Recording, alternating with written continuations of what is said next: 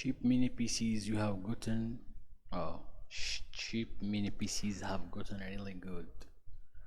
For the past week, I have been working off the Minis Forum UM 870, a tiny mini PC with an 8-core 16-thread AMD 8745H CPU, which retails for 343 or 379 euros as a bare bone unit, and stays below $550 even after adding 48 gig of RAM. Now, and 1 terabyte of storage. I'm shocked to report that I really don't need more than this. I mean, I knew that Apple's Mac Mini, which is equally petite to the Minis Forum, had plenty of power for macOS, but somehow I thought Apple had some special sauce that made this possible, and that PCs were forever condemned to be bigger, louder, and slower. How 2020 of me. The UM 870 is a little beast. It runs our full haze test suite in just 2 minutes and 28 seconds. In comparison, it takes a 14 core M4 Pro 2 minutes and 49 seconds, and such an Apple costs 2200 once you have given it 48 gig of RAM and 1 terabyte of storage. Now, that M4 Mac Mini can probably do things with, say, 8K video editing that the UM 870 can't touch, but on the other hand, the UM 870 can play the latest video games, everything from Fortnite to Cyberpunk 2077 to Forza Horizon. It won't trouble a modern dedicated Nvidia card for max FPS, but it's perfectly playable at 1080 at medium settings in a ton of games. In raw CPU power, the AMD 8745H will match a regular M4 in multi-core. They both clock in right around 30,000 points on Geekbench 6.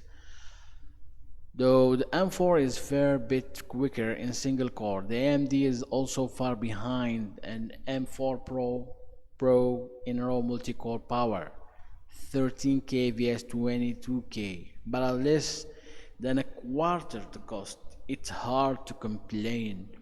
But as with the example of video games, it's often deceiving just to compare the Geekbench numbers because it all depends on what you are doing. If you are really into video games, it's no use to have extra grants if your favorite game won't run. The same is true if you are a developer working with Docker containers and the Linux toolchain.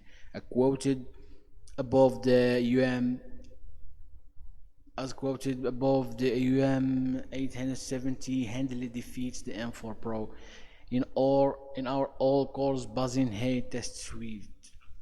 That's partly because we're in database and accessories like MySQL, Redis, and Elasticsearch in Docker containers. Even though we run the Ruby code natively on both platforms, the Docker dependencies put the Mac further behind than it otherwise would have been because Linux runs Docker natively and the Mac has to deal with file system tax and other drawbacks.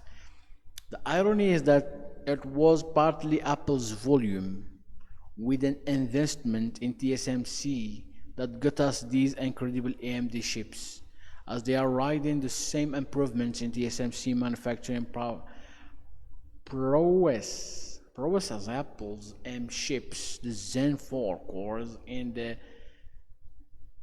the The Zen 4 cores and the 8745H are all forged on the same 5 nanometer process as the M2, so it's no surprise that the AMD cores are dead on the money for Apple's in Geekbench single core performance. And Zen 4 is even the last generation, the insanely new and insanely named AMD Ryzen AI Max 395 plus chip that's used in the upcoming framework desktop runs on Zen 5 cores.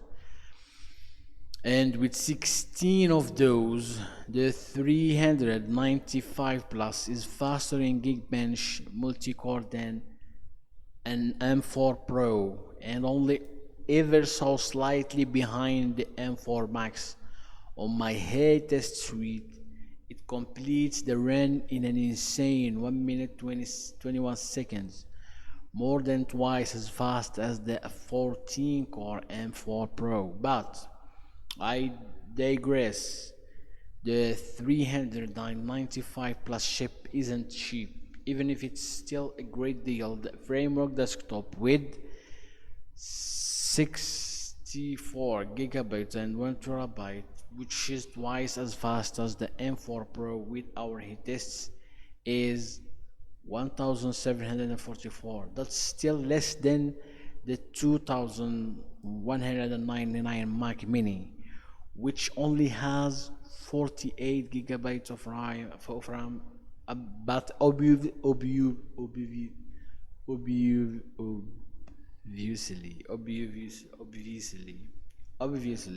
way more than a 550 mini forum. And while it's quite small, it's not tiny like the UM 870. Regardless, this is what I love about technology. I love when our assumptions are tested. Just how small and cheap can an awesome developer machine become.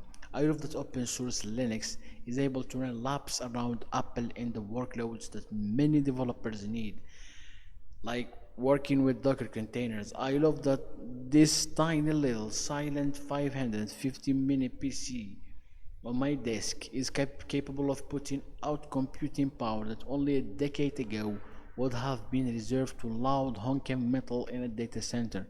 Mini PCs have gotten really good. AMD is on a roll. Linux is a blast. These are my conclusions.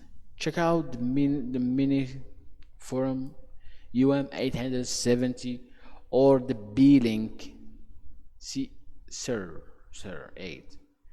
Anything with an AMD 7745 H and up to an should be a great deal if you want to splurge yet still get a bargain compared to the Max. You could have a look at the new HX 370 in the B-Link Sur 9 or Mini Forum X1, but I would save money by a low free flow. Shit, these names. IT4 keyboard to go with the new mini rig, and put the rest of the money towards KIF saving funds. Update: the MediaTek Wi-Fi plus Bluetooth card used in the UL isn't compatible with Ubuntu out of the box. I ran everything hardwired for performance, so didn't notice during my testing. But reader caught it and I confirmed it. If you need wireless out of the box on Ubuntu, I found that the cord in the B-Link Sur 9 works great with both. If you already have or still want one and you need wireless, you could buy the AMD Reliable Wi-Fi card from Framework or Amazon for around $20. That works and slots right in. Okay. Okie dokie.